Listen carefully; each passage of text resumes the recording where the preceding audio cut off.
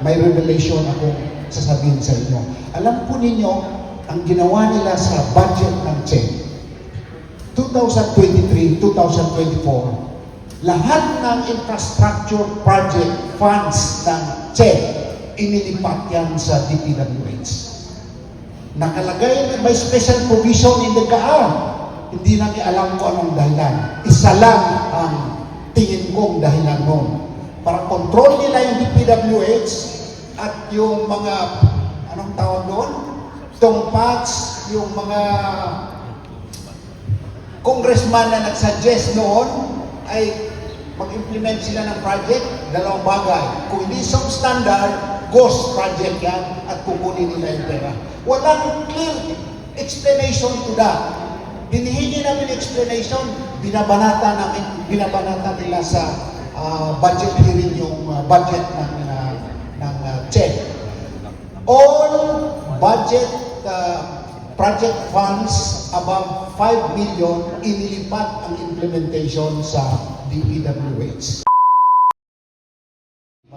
By the way, siguro baka may mga parents dito na tulungan ko rin maka-enroll ng mga anak sa mga state universities and colleges. Because when I was in CHED, I have 43 more or less state university under my charge, being the chairperson of the governing board. Marami tayong nagawa dyan. Pero before that, may revelation akong sasabihin sa inyo. Alam po ninyo, ang ginawa nila sa budget ng CHED, 2023-2024, lahat ng infrastructure project funds ng CHED, inilipat yan sa DPWH. Nakalagay, may special provision in the GAA. Hindi namin alam kung anong dahilan. Isa lang ang tingin kong dahilan nun.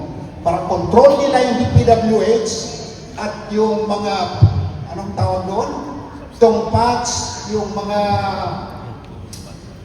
congressman na nagsuggest noon ay mag-implement sila ng project, dalawang bagay. Kung hindi substandard, ghost project yan at kukunin nila yung pera. Walang clear explanation to that. Hinihingi namin explanation, binabanata nila sa budget hearing yung budget ng CHED. All budget project funds above 5 million, inilipat ang implementation sa DPWH from 2023 to 2024 at ibinalik nila 2025, pero across the board binigyan lang ng tag 25 million ang infra project ng mga SUC. Hindi dapat ganun dahil may mga state universities na malalaki na kailangan nila i-sustain yung mga logistics nila, yung mga buildings nila, classroom, etc. etc. Noong from 2023-24 hanggang ngayon, hindi nagdagdagan yung mga classrooms, yung mga state university. So, ito, I am very optimistic to tell you about this because ako, first-hand information, kasama ako dyan, nakaupo ako sa CHED. So, yun yung dapat natin baguhin. With these people, with these gentlemen in front, kung makaupo sila Senado, sila ang mag-introduce. Hindi nila gustong sasabihin ito, pero ako na yung magsasabi. Kailangan natin yan. Ayusin natin ang educational system natin. Sabi nila, kung tinatanong nila anong dapat gawin sa nangyayari ngayon, dalawang bagay. Mayroong short term, may long term.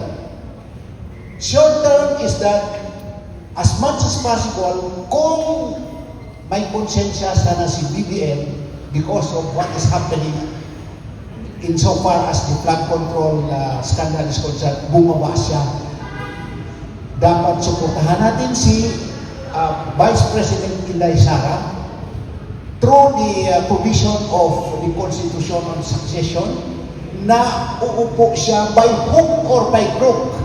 Dahil alam ko, she has possessed all the qualities to become a RAD leader. RAD, ibig sabihin, tinignan mo sa Google, ang ibig sabihin ng RAD is radical.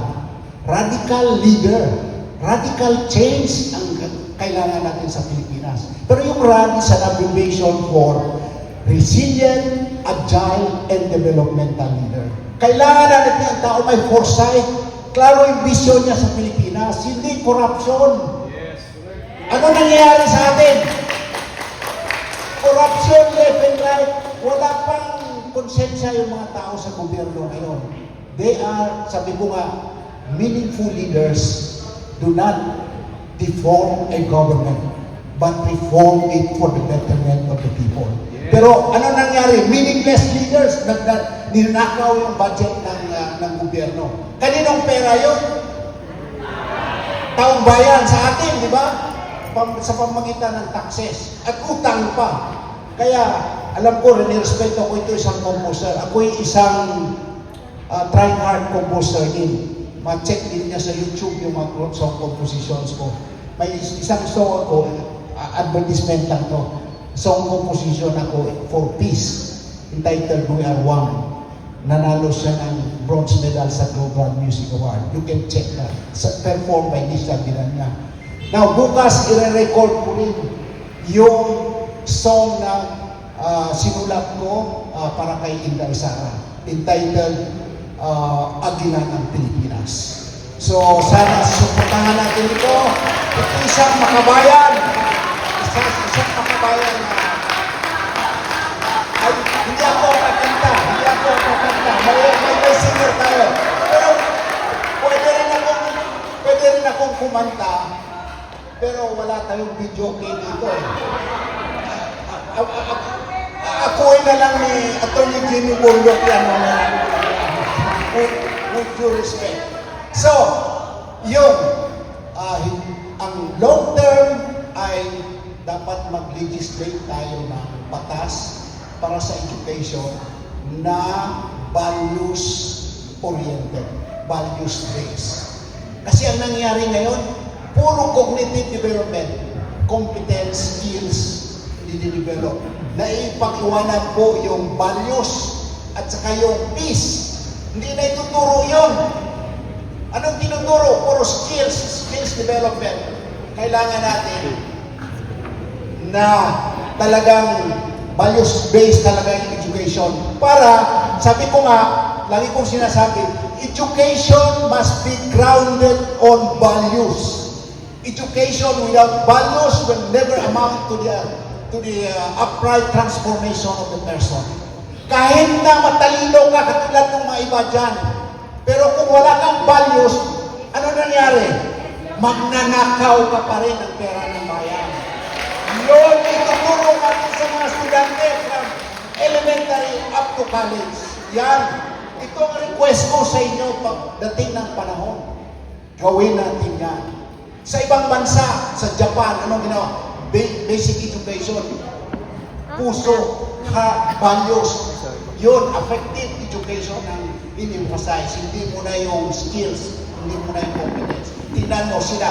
Pagka mayroon naparatangan na nagnakaw, yung Prime Minister mag-resign sa ating, pinafailan mo ng kaso yung nag-aakusa. Saan ka na nakahanap noon? So yun lang po, ako, wini-welcome ko sila dito dahil taga Phase 8, North Fairview Phase 8 din ako, nandyan lang po sa Siling. At ako'y natutuwa kay JB. Saan si JB? Si JB Bartes. Siya po yung nag-organize dito. Palakpakan po natin siya. Palakpakan natin si JB.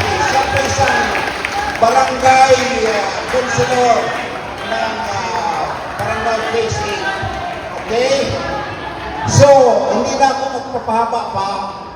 Maraming salamat sa attendance nyo at maraming salamat sa kanila at tumalo sila sa pagkakaunan.